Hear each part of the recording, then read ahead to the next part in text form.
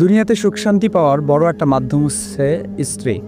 আপনার স্ত্রী যদি ভালো হয়, তার ক্যাটাগরি যদি ভালো থাকে, তার মন মানসিকতা যদি ভালো থাকে, দিনদার হয়, ব্যক্তিত্ববোধ, পার্সোনালিটি, প্রত্যেক দিক থেকে যদি আপনি একটা ভালো একটা স্ত্রী পান, তাহলে দুনিয়াটা আপনি শান্তির জায়গা পাবেন, সুখের জায়গা পাবেন। ইভেন এমন একজন স্ত্রী যদি আপনার ভাগ্যে আসে, তাহলে বুঝবেন যে এই স্ত্রী বা এই জীবনসঙ্গী আপনাকে জান্নাত পর্যন্ত নিয়ে যাবে।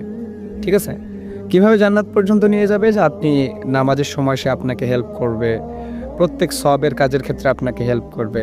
আপনি শুধু মনে করতেছেন যে এগুলোই কাজ, আপনি আপনার স্ত্রীকে ভালোবেসে স্ত্রীর সাথে আপনার জীবনসঙ্গীর সাথে যে কাজটাই ঘটাবেন না কেন, সেটাতেই আল্লাহ তাআলা রহমত দেবে এবং সেই আকারেই ফেরেশতারা সওয়াব লিখতে থাকবে, কিরামান কাতিবিন সওয়াব লিখতে থাকবে এবং এগুলোর হিসাব কিয়ামতের দিন আল্লাহর কাছে দিবে।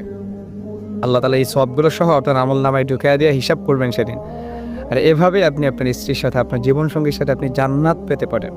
তো এমন একজন দিনদার জীবনসঙ্গী যার সাথে দুনিয়াতে আমি সুখ শান্তিও ভোগ বিলাস করতে পারতেছি এবং জান্নাতও পাইতেছি, এরকম একজন স্ত্রী হলে, সো এরকম একজন স্ত্রী নিলে কেমন হয়?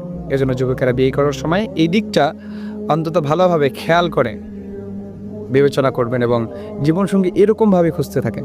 ইনশাআল্লাহ দুনিয়া আখিরাত উভয়ই জাহানে আপনি সফলতা অর্জন করতে পারবেন ইনশাআল্লাহ।